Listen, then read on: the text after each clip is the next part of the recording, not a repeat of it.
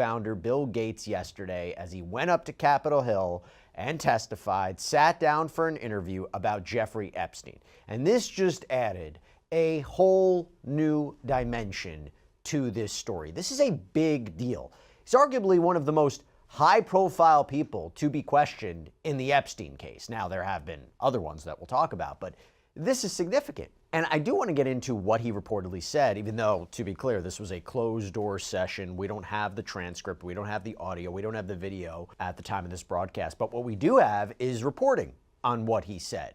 And we're going to put it into context with what the Epstein files themselves reveal about Bill Gates' apparent relationship or connection or association with Jeffrey Epstein. Now, we know that the House Oversight Committee has been investigating the Jeffrey Epstein story, right? The deceased financier who is set to face a federal sex trafficking trial in New York before he died in his jail cell back in 2019. The question now is, who knew what?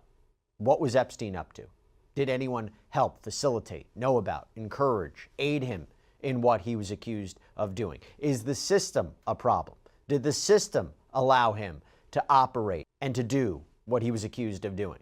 Was he given any kind of protection? Is there anyone else out there who needs to be held accountable? And when it comes to Bill Gates, it has been reported for quite some time that he and Epstein had a connection. There is even at least one photo of them together. Gates' name has come up most recently in the Epstein files that were released as part of the Epstein Files Transparency Act, which I'm going to get into. Now, to be clear, and I have to be extremely clear about this, okay? An association, a picture together, an email correspondence, it doesn't mean that someone committed a crime or was aware of illegal activity. Got to be clear about that. There's nothing that suggests that Bill Gates committed a crime or knew about illegal activity. He has not been charged with a crime. But let me just get into what he said on Capitol Hill. Again, significant. And actually, we did get this snippet from Bill Gates before he even went in for his interview behind closed doors. Take a look. Glad to be here voluntarily to testify, to help with the committee's work. I'll start with an opening statement in the hearing room. I hope my testimony is helpful to the important work of the committee to find justice for the victims. Thank you. So what did he say? Well, according to reporting from multiple outlets, because again, no audio, no video, no transcript has been released at this time, Gates said to the committee, quote, "I never witnessed nor had any indication that Epstein was engaged in ongoing criminal conduct. I never went to his island, his ranch, or his Florida home. I have never victimized anyone. While he may have sought to foster a personal relationship, I was never interested in that and never reciprocated. I learned Epstein had become aware of sensitive information about my personal life, including the fact that I had been unfaithful in my marriage. These affairs had nothing to do with my interactions with Epstein, but they were painful for my family." And to be clear, there's nothing that conflicts that, right? There's no definitive proof that Gates ever visited any of those properties. There's no evidence that Gates ever sexually abused anyone. And this idea of blackmail is interesting because Gates did admit to having extramarital affairs. Quote, "As the public can now see, based on what has been released in the files, Epstein was working to use information about my infidelities, in addition to many lies that he layered on top, to pressure me to re-engage with him. He was unsuccessful in this effort, but it shows some of the ways he tried to leverage his interactions with me to further his agenda." And Gates acknowledged that meeting with Epstein was a, quote, "grave error in judgment. I should never have met with Epstein in the first place." Now, in terms of what that relationship actually was, Gates reportedly said, quote, "My interactions with Epstein began with a limited number of preliminary meetings, 3 in 2011 and 2 in 2012, during which I talked about the goals of my work. We began more extensive conversations in 2013 and 2014. The discussions focused on identifying potential giving structures, such as donor-advised funds, and how to enroll individuals he claimed were interested in making significant contributions." So this is all about philanthropy, right? Now, Gates reportedly told lawmakers that it wasn't as if he was friends with Epstein, right? They didn't socialize. They didn't hang out beyond dinners. Again, what he claims was about philanthropic work. And he also made it clear that there were no girls or young women that were around. So just to clarify about this, Gates reportedly said that he was using Epstein to secure wealthy donations for his philanthropic work in public health. And when it seemed like that wasn't going to happen, that it wasn't going to go anywhere, that's when he claims he cut ties with Epstein. And then that is when he says Epstein fired back, tried to use Gates' affairs to pressure him into re-engaging with him. Here's the big issue, okay? This is the big problem for Bill Gates. And we've had this conversation with other people before, right? Gates, like others, had a connection with Jeffrey Epstein after Jeffrey Epstein pleaded guilty to sex crimes charges in Florida in that whole 2008 sweetheart plea deal, guilty of solicitation of a minor for prostitution. That was known. So, of course, the question is, why did you maintain contact with him? Why did you even have contact with him? Now, Gates reportedly told the committee, quote, I recall being aware that Epstein had faced prior legal issues, but I did not fully understand the extent of the crimes he committed. I accepted the introduction without applying the scrutiny I should have. And what's interesting about that is that the Wall Street Journal reported that in a 2014 email, there was this medical expert, this associate who had worked for Bill Gates. Her name was Melanie Walker, and somebody who was apparently friends with Epstein, that she warned Bill Gates in an email to keep, quote, a healthy distance for anything of a personal nature from Epstein, and that Epstein, quote, appeals to people's weaknesses and proclivities. So obviously you see why this raises questions. What has been the reaction so far to this testimony? Well, according to several Democratic members of the committee, Gates was cooperative. But then you have GOP Representative Tim Burchett, who described the questioning of Bill Gates as, quote, intense. You have Democratic Representative Raja Krishnamurthy, who said that Gates was, quote, combative and, quote, not terribly forthcoming or candid. Representative Robert Garcia said Gates made a, quote, horrific judgment call by associating with Jeffrey Epstein, and also said Gates was, quote, answering the questions. What about Representative Suhas Subramanian? Said, quote, there has been a lot of apologies from Gates. He is sorry he associated with Epstein so much, but in the end, what is done is done. Democratic Representative Melanie Stansbury said Gates acknowledged maintaining contact with Epstein because he thought that his relationship, his connection with Epstein was a, quote, narrow relationship and, quote, an acceptable means to access wealthy donors. But then there's also this Bill Gates spokesperson who released a statement on Wednesday, and I'm going to read it to you. It says, quote, as Mr. Gates has consistently stated and reiterated to the House Oversight Committee, he never witnessed nor had any indication of Epstein's ongoing criminal conduct. He never visited Epstein's island, his ranch, or Florida home, and has never victimized anyone.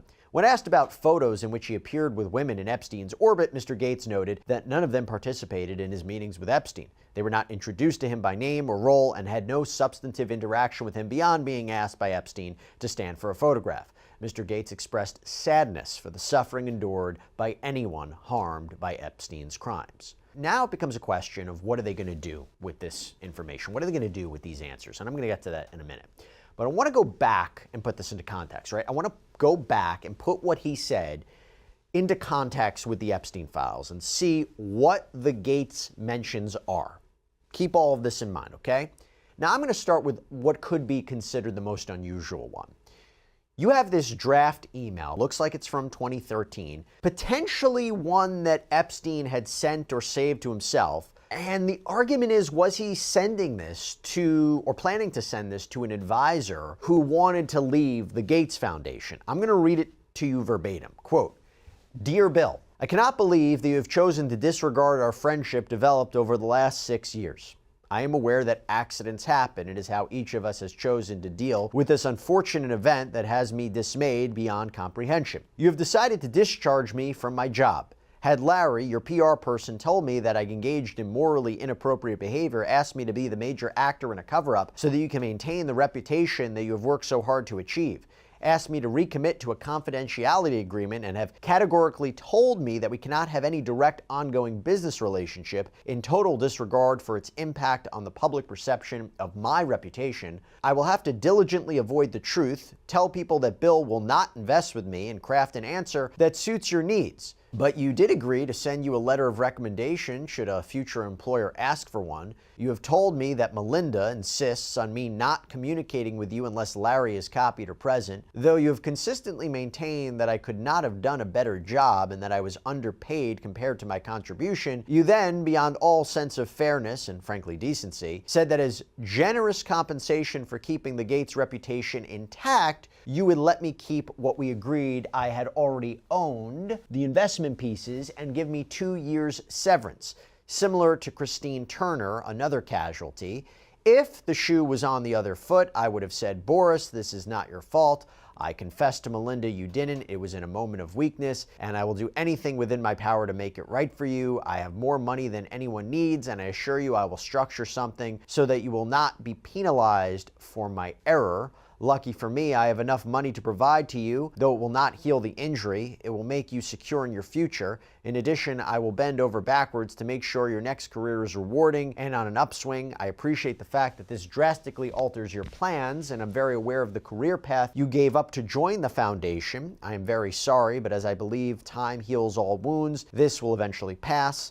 In that regard, I suggest I buy you the house that you so had your heart set on, and in addition to 5 years of severance, we'll buy you out of the investment contract. We had agreed 30 to 40% of a $100 million partnership for $30 million in today's dollars, terms and conditions to be agreed. That's what I would have done had I been in your shoes. What I did receive, however, was an unfriendly, strongly worded email telling me how employable I am and that I should not look to you for any significant financial help in the future. To add insult to the injury, you then implore me to please delete the emails regarding your STD. You request that I provide you antibiotics that you can surreptitiously give to Melinda, and the description of your You also made it clear to me that I am not to refer to redacted, as that is another topic that must remain between the two of us. In return for all of these requests, which I would have done without a second thought, I am not to attend meetings with Melinda. I should continue to provide you the same level of service and dedication that I have done so diligently until you are ready to discard me and our friendship. So, assuming this was from Epstein, he seems to be claiming that Bill Gates was seeking treatment for an STD, that he was going to give what he allegedly had to Melinda. And again, to be clear, we don't know if this was sent. We don't know the circumstances behind this. We really don't have a lot more information, but there is this one, this other communication.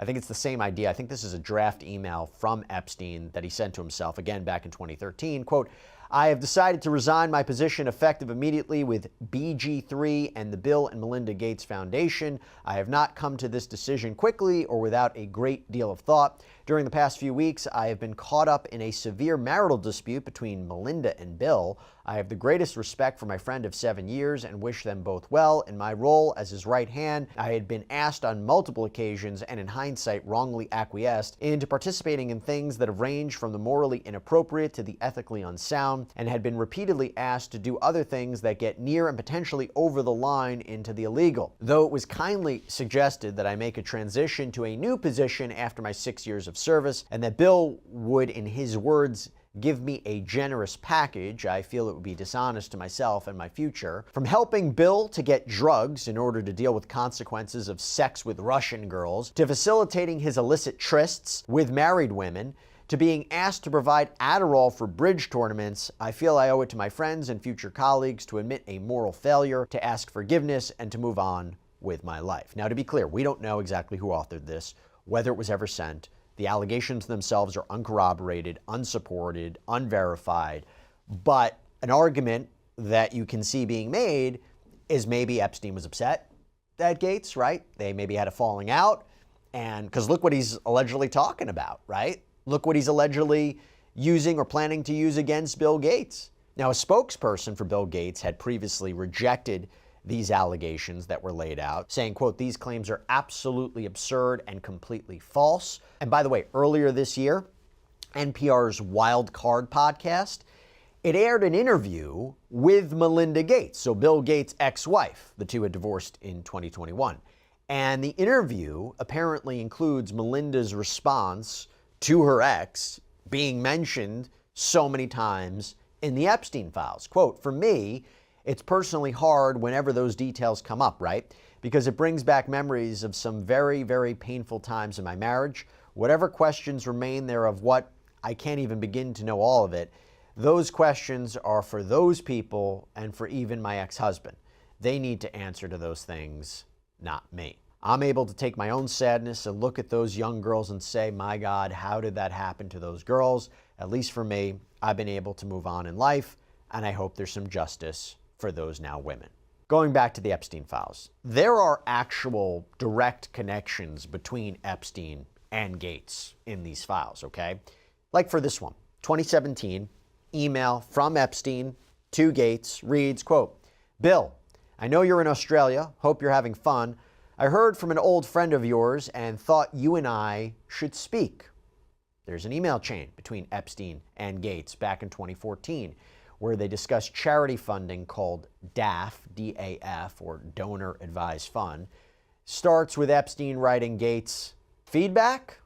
Gates writes back, I enjoyed the breakfast a lot. All of the attendees were interesting people. We managed to talk about philanthropy enough to get their reaction without putting them on the spot too much. It is pretty clear to me that someone young like Josh wants he and his family to have a more hands-on approach than delegating 60% of giving to a set of causes we manage. I had less of a sense of how Ron thinks about his giving. He might be a candidate for the large DAF approach where the foundation helps with some of the giving. Reed is always fascinating to talk to. He's also young enough and managing his work without extreme hours, so he will want to be more hands-on. So I think the breakfast was a success in terms of relationships I value and will continue to spend time on. In terms of the DAF, I don't think we have any people at this point who will move to do something soon.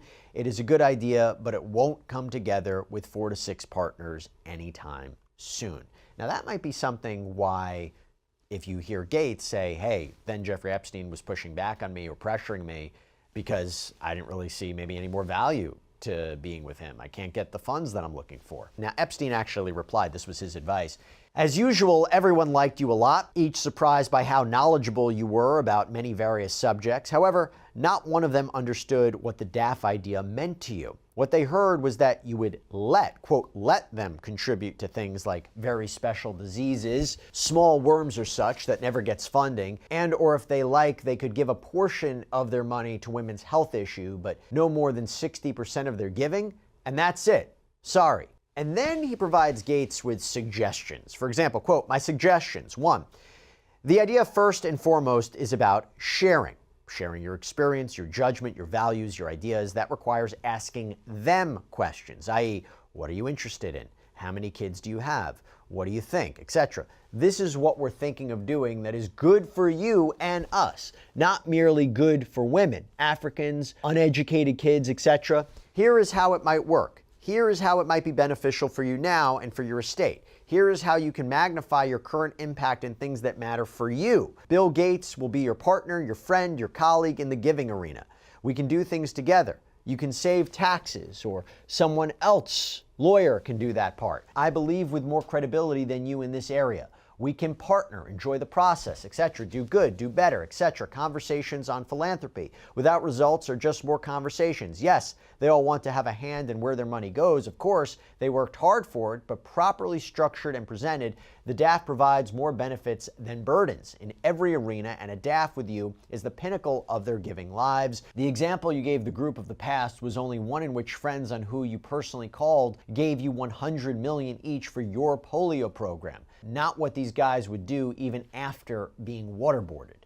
2014, this exchange. So Epstein writes Gates, quote, one of the techie wealth holders suggested my version of the DAF was in his mind like cloud computing for the giving world. All the admin and storage is done in the giving cloud, and all you need is one piece of paper confirming your transfer to receive your tax benefits, no filings, employees, etc. Gates writes back, quote, it is a good analogy. It is clearer to me now than before, and it could be a great thing. This week is a bit crazy with strategy reviews and Microsoft stuff, but after it, I will get to see if anyone at the foundation sees any issues with sitting down with some people and asking if they would be interested. I have a trip to DC in March where I can probably go up to New York City at the end, so assuming everything looks good and it works for you to get a small group together there to discuss if that could be the next step. By the way, remember that Boris that I mentioned before?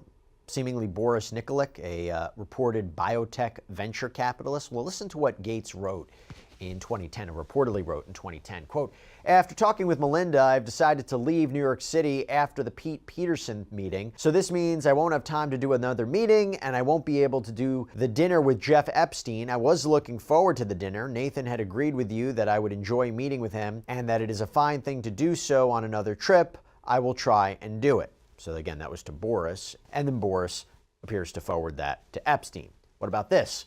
A Google Calendar invite from back in 2012 that reads, "Bill Gates in Norway, Friday, July 6, 6 to 6:30 a.m. Just to be clear again, the Gates Foundation has said it didn't move forward with Epstein's fund and never transferred any money to Epstein, quote, "on the basis of Epstein's claims that he could mobilize significant philanthropic resources for global health and development. A small number of foundation employees interacted with Epstein to try to secure this potential funding. Ultimately, the foundation did not pursue any collaboration with Epstein, and no fund was ever created." Now, to put this all into context once again, Gates' testimony comes after other big hitters, right?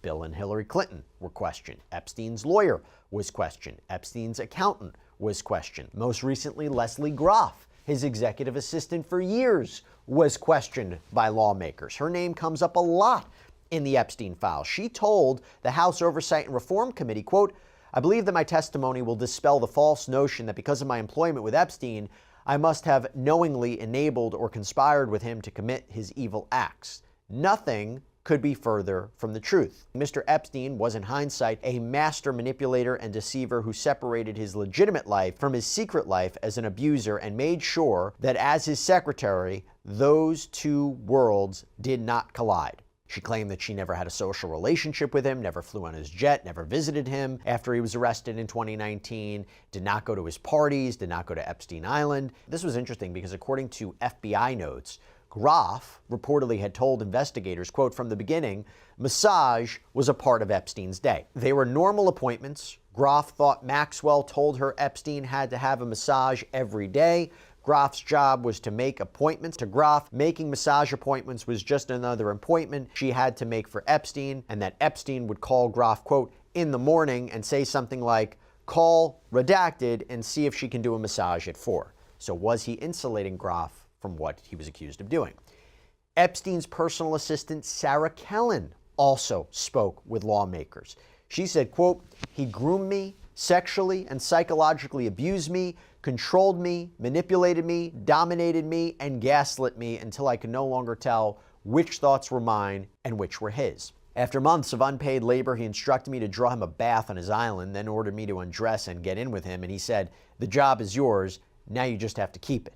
He then pulled me onto his bed and made clear what keeping the job required. Only after I submitted to his sexual abuse did the paychecks begin.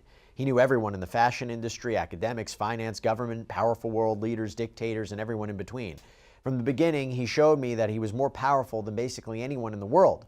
Jeffrey was able to fool and manipulate the brightest minds in the world. Us victims didn't stand a chance." So now what happens? What happens with this testimony? What happens with Gates' testimony? Well, look, all this testimony is on the record. It's memorialized. It's creating an understanding of what Epstein was up to, maybe a clearer, more comprehensive picture than we would have known or knew from Ghislaine Maxwell's trial, right, her criminal trial in New York. And remember, the House Oversight Committee, they're not a law enforcement agency. They don't have a law enforcement function. They can't arrest people. They can't charge people. They can refer matters for criminal investigation or prosecution to the DOJ, but they're in a legislative capacity. They have to have a legislative purpose. So can they create laws? Can they create legislation, reforms, new laws that create a sense of accountability for Epstein's victims, or ensure that no one like Jeffrey Epstein can be allowed to operate and flourish in the future? In terms of what's next, look, Democrats, they want President Donald Trump to testify, given his own references in the Epstein files, his past connection with the disgraced financier. Ranking member James Comer wants Epstein attorney Alan Dershowitz to sit for an interview. There's even a push to have acting AG Todd Blanche come in as well. So we shall see what happens.